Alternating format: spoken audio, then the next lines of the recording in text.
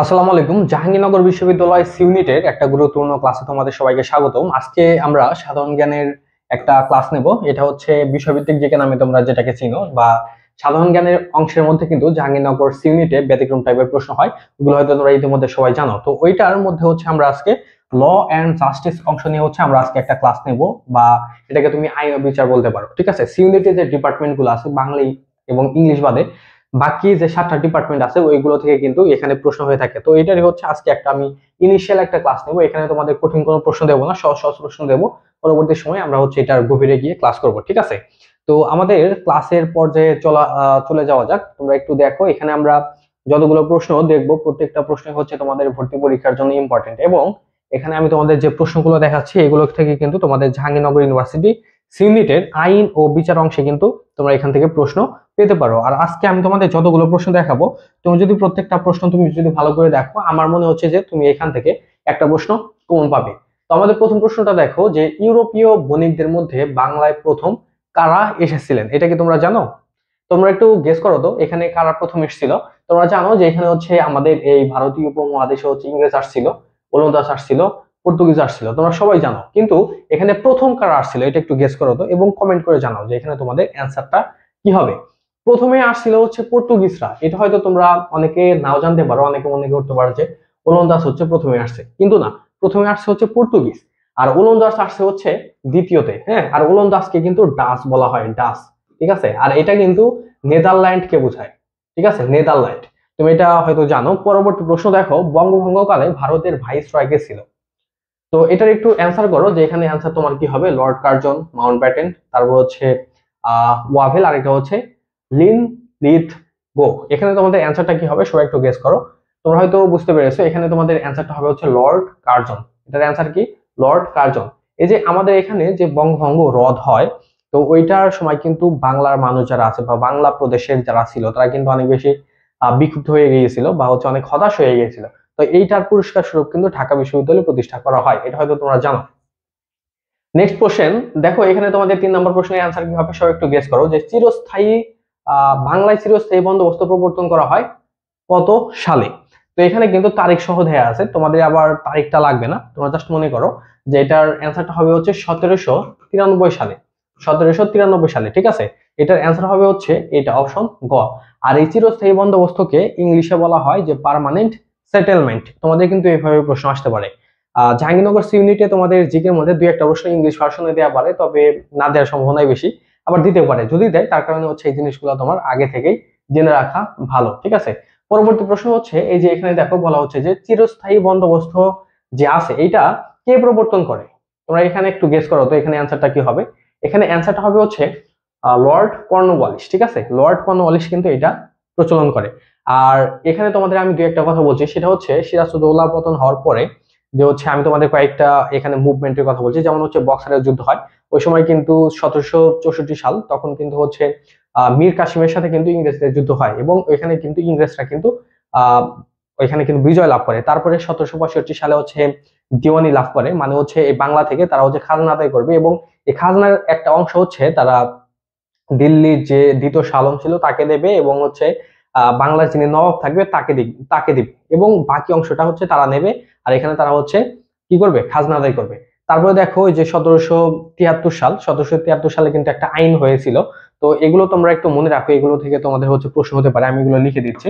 1773 সালে হচ্ছে regulating act, regulating act 1773, এই আইনটা কিন্তু হয়েছিল। ঠিক আছে, তো এগুলো তোমরা একটু মনে রাখবা, কারণ এখান থেকেও কিন্তু তোমাদের প্রশ্ন হতে পারে।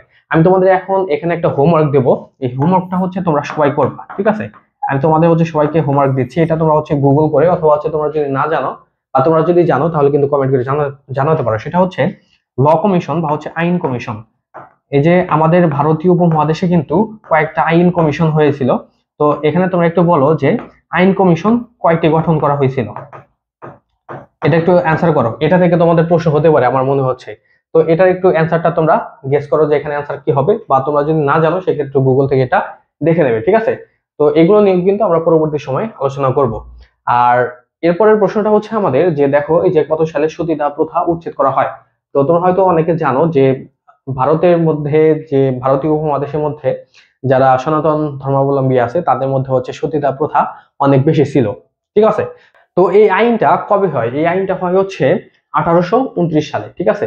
তো এগুলো তোমরা একটু মনে রাখবা, এখান থেকে কিন্তু তোমাদের প্রশ্ন হতে পারে। আর এই যে এখানে যে তোমাদের হচ্ছে এই যে রেগুলেটিং অ্যাক্টের কথা বললাম, এই রেগুলেটিং অ্যাক্ট যিনি করেছিল তার নাম হচ্ছে হেস্টিংস, ওয়ারেন হেস্টিংস। আমি এখানে ওয়ারেনটা লিখছি না, এখানে তোমরা জাস্ট মনে রাখো এটার যিনি করেছেন তার নাম হচ্ছে ওয়ারেন হেস্টিংস ছিল। তো এই রেগুলেটিং অ্যাক্টের পরে কিন্তু 5 সোনা বন্দোবস্ত হয়েছে, তারপর হচ্ছে 1 সোনা বন্দোবস্ত হয়েছে, তারপর হচ্ছে 10 সোনা বন্দোবস্ত হয়েছিল, এবং ওইটা থেকে কিন্তু এই চিরস্থায়ী বন্দোবস্ত কিন্তু রূপ নিয়েছে। তো এগুলো হয়তো তোমরা জানো। আমরা হচ্ছে নেক্সট কোশ্চেনে যাচ্ছি, তোমরা একটু এখানে অ্যান্সার করার চেষ্টা করো যে আমাদের এই কোশ্চেনগুলোর অ্যান্সার কি হবে। আমাদের এখানে 6 নাম্বার প্রশ্ন। তো এখানে বলা হচ্ছে যে বাংলায় ফরাইজি আন্দোলনের সূচনাকারী বা এখানে উদ্যোক্তা, প্রবক্তা, প্রধান সংগঠক বা নেতৃত্ব, এগুলা এভাবে আসতে পারে যে এটা কে করেন। এটার অ্যান্সার তোমরা সবাই জানো, এটার অ্যান্সার হবে হচ্ছে হাজী শরীয়তুল্লাহ। পরবর্তী প্রশ্ন হচ্ছে জমি থেকে খাজনা আদায় আল্লাহর আইনের পরিপন্থী, এই কথাটাকে বলে। এটা থেকে তোমাদের প্রশ্ন হতে পারে, অনেক ইম্পর্টেন্ট একটা প্রশ্ন। এটার অ্যান্সার হচ্ছে দুদু মিয়া। এবং দুদু মিয়া কিন্তু এই যে এখানে হাজী শরীয়তুল্লাহর কথা বলছে, ইনার কিন্তু সন্তান ছিল দুদু মিয়া। এটা হয়তো তোমরা অনেকে নাও জানতে পারো। পরবর্তী প্রশ্ন দেখো 8 নাম্বার, যে ব্রিটিশ ভারতের শেষ ভাইসরয় বড়লাট বা গভর্নর, ঠিক আছে, প্রত্যেকটা কিন্তু একই। তোমাদের গভর্নর থেকে প্রশ্ন আসার সম্ভাবনা বেশি। তো এটা কে ছিলেন? এটা ছিলেন হচ্ছে লর্ড মাউন্ট ব্যাটেন। লর্ড মাউন্ট ব্যাটেনই কিন্তু এই যে আমাদের হচ্ছে 1947 সালে ভারত এবং পাকিস্তান এই দুইটা দেশ কিন্তু আলাদা করা হয়, ঠিক আছে, ধর্মের ভিত্তিতে। তো এগুলো হয়তো তোমরা জানো। আমাদের নেক্সট কোশ্চেন দেখো, এই যে 9 নাম্বার, 1905 সালে নবগঠিত প্রদেশের প্রথম লেফটেন্যান্ট গভর্নর কে ছিল? বা আমাদের এই যে বাংলা প্রদেশটা ছিল, এই বাংলা প্রদেশের প্রথম লেফটেন্যান্ট গভর্নর কে ছিল? তোমরা এটার একটু অ্যান্সার করো যে এখানে কি হবে। হ্যাঁ, তোমরা হয়তো অনেকে বুঝতে পারছো, এটার অ্যান্সার হবে হচ্ছে ব্যামফিল্ড ফুলার। অপশন এ হচ্ছে এখানে রাইট। আর এখানে আমি তোমাদের যতগুলো প্রশ্ন দেখাবো প্রত্যেকটা প্রশ্ন তোমাদের জন্য অনেক বেশি ইম্পর্টেন্ট। এখানে আমি তোমাদের যতগুলো প্রশ্ন দেখাচ্ছি তোমরা একটু সবাই এগুলো স্ক্রিনশট করে রাখবে, এবং এগুলো তোমরা হচ্ছে জাস্ট 20 মিনিটের মধ্যে, 20 মিনিটও না, জাস্ট 5 মিনিটের মধ্যে তোমরা হচ্ছে এগুলা শিখে নেবে। আমাদের নেক্সট কোশ্চেন, এখানে তোমরা একটু গেস করো যে এখানে অ্যান্সারটা কি হবে। ভারতের শাসনভার ইংল্যান্ডের রানী ও পার্লামেন্টের হাতে অর্পিত হয় কবে? তোমরা হয়তো অনেকে জানো যে এখানে কিন্তু দুই ভাবে কিন্তু শাসন হয়েছে। একটা হচ্ছে ইস্ট ইন্ডিয়া কোম্পানি করেছে, এবং ওইটার পরে কিন্তু রানী কিন্তু সরাসরি এখানে হস্তক্ষেপ করে এখানে কিন্তু শাসন করেছে, ঠিক আছে। এটার অ্যান্সারটা হবে হচ্ছে 1858 সালে। এই 1858 সাল থেকে কিন্তু একদম 1947 সাল পর্যন্ত কিন্তু এই শাসনটা চলেছিল। তারপর হচ্ছে দুইটা দেশ পৃথক হয়। তারপর আমাদের 13 নাম্বার প্রশ্ন, যে ভারতে প্রথম আদমশুমারি কত সালে হয়? এটার অ্যান্সারটা কি হবে সবাই একটু বলো। এটার অ্যান্সার হবে হচ্ছে 1872 সালে। এখানে তোমাদের হচ্ছে একটা জিনিস নিয়ে কনফিউশন লাগতে পারে, সেটা হচ্ছে বাংলাদেশের আদমশুমারি প্রথম কত সালে হয়। এটার অ্যান্সার হবে হচ্ছে 1974 সালে। বাংলাদেশের প্রথম আদমশুমারি হয় হচ্ছে 1974 সালে। আর প্রথম ভারতবর্ষে আদমশুমারি হয় 1872 সালে। নেক্সট কোশ্চেন, ভারতে প্রথম স্থানীয় ব্যবস্থার প্রবর্তক কে? স্থানীয় শাসন হবে। এটা অ্যান্সার কি হবে? লর্ড রিপন। আর পরবর্তী প্রশ্ন হচ্ছে লর্ড লিটন কত সালে আর্মস অ্যাক্ট প্রবর্তন করে? এটার অ্যান্সার হবে হচ্ছে অপশন খ, বা হচ্ছে 1878 সালে, ঠিক আছে। ভারতীয় কংগ্রেস কত সালে প্রতিষ্ঠিত হয়? 1885 সালে। তো এগুলো থেকে কিন্তু তোমাদের প্রশ্ন হবে, এগুলো কিন্তু তোমাদের বুঝতে হবে। আর তোমরা যারা হচ্ছে জাহাঙ্গীরনগর সিউনিটের পরীক্ষা দেবে, তোমাদের জন্য কিন্তু আমাদের একটা মডেল টেস্ট ব্যাচ আছে, আমি তোমাদের একটু শর্টলি জানাচ্ছি। তো আমাদের মডেল টেস্ট গুলো হচ্ছে আগামী 12 তারিখ থেকে শুরু হবে। আমাদের এখানে ফি হচ্ছে 450 টাকা। এখানে তোমরা কি কি পাবে? এখানে তোমরা মোট হচ্ছে 20 সেট হচ্ছে পরীক্ষা দেওয়া পারবে। এখানে তোমরা প্রথমে ওয়েবসাইট থেকে পরীক্ষা দেওয়া পারবে, দেন হচ্ছে তোমরা এখানে প্রশ্নপত্রগুলোর পিডিএফ পাবে। আর এই বিষয়ে কিন্তু যাবতীয় সবকিছু তোমরা ডেসক্রিপশনে দেখতে পারবে, ডেসক্রিপশন তোমরা চেক করতে পারো, ঠিক আছে। এরপর হচ্ছে তোমাদের এখানে কি কি থাকবে, যেমন হচ্ছে একটা জিকে, তোমরা জানো জিকে অনেকটা ডিফারেন্ট। জিকের উপরে তোমরা সম্পূর্ণ একটা দাগানো বইয়ের পিডিএফ পাবে।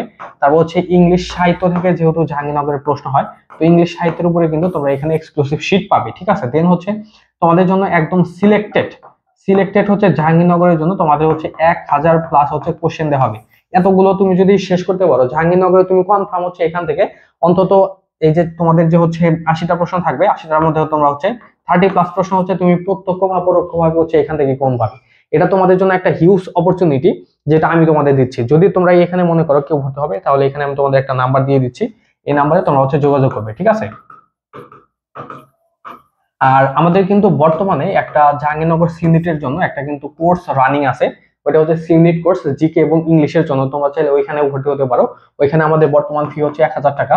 তো ওইখানে আমাদের মোট 35টা ক্লাস হবে। জাহাঙ্গীরনগর সি ইউনিটের তোমাদের যে হচ্ছে জিকে এবং ইংলিশ, এটা কিন্তু আমরা সম্পূর্ণ তোমাদের শেষ করে দেবো। ঠিক আছে, তোমাদের জন্য বেস্ট একটা অপশন হবে যদি এখানে অ্যাড হতে চাও। এখানে নাম্বার দেওয়া আছে এবং আমাদের ডেসক্রিপশনে কিন্তু সবকিছু বলা আছে, এটা তুমি চেক করতে পারো। নেক্সট কোশ্চেন দেখো যে 16 নাম্বার, 1905 সাল কোন ঘটনার সঙ্গে জড়িত? এটার অ্যান্সার কি হবে? এটার অ্যান্সার হচ্ছে এই যে বঙ্গভঙ্গ। ঠিক আছে, 1905 সালে বঙ্গভঙ্গ হয় এবং বঙ্গভঙ্গ রদ হয় হচ্ছে 1911 সালে। এগুলো হয়তো তোমরা সবাই জানো। আমাদের নেক্সট কোশ্চেনে যাওয়া যাক।